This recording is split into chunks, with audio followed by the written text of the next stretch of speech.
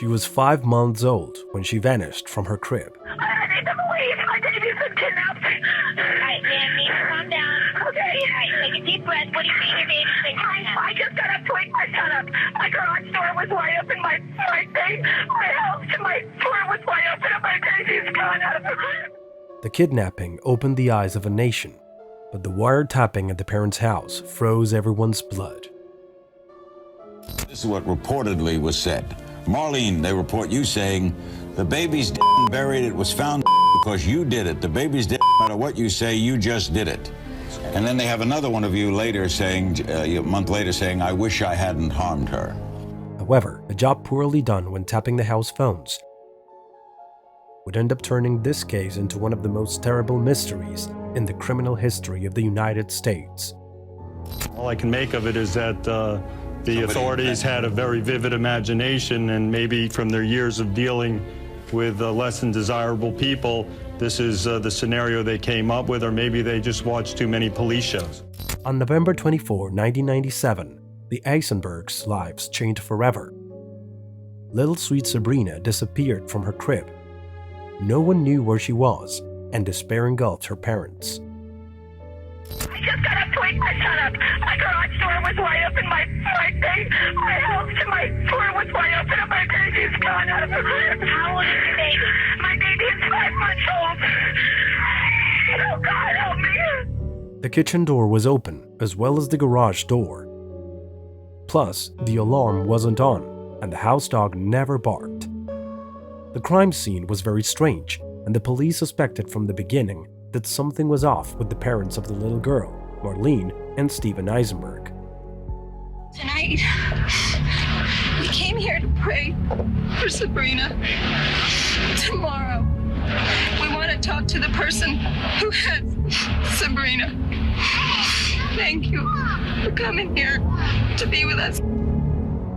Sabrina's face flooded newscasts all over the United States, and both Marlene and Stephen initiated a huge campaign to gather information to find their daughter's whereabouts.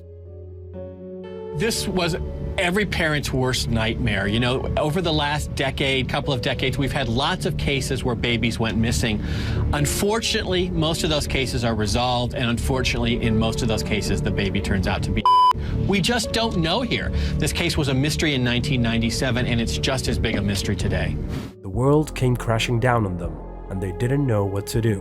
When your 8-year-old son asks when the next time he can come home and see his little sister smile at him as she crawls to him, what do you say?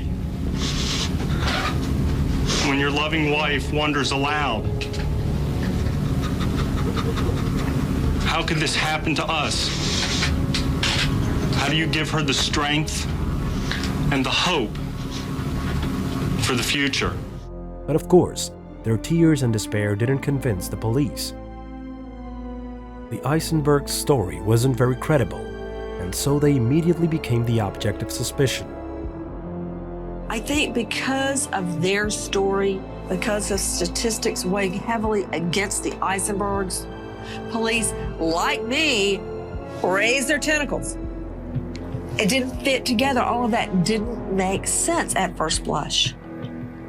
Police then focused almost solely on the Aisenbergs. And that does make sense that they would.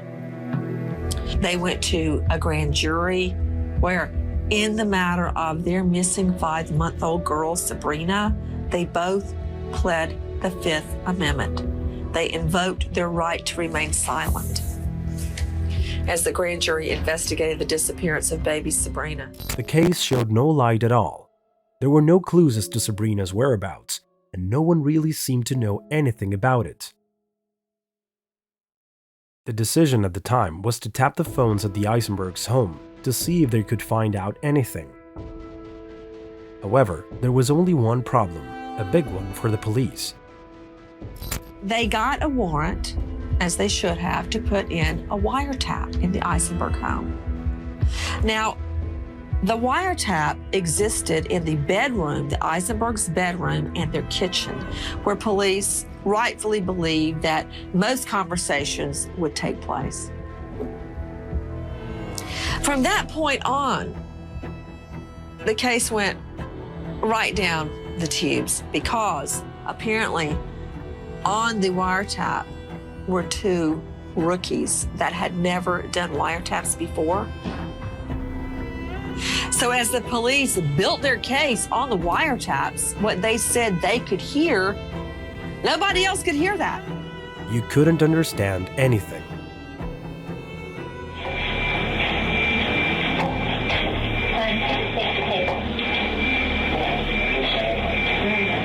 Still, the police built their case on that and pulled out some statements that supposedly came out of the wiretapped phones.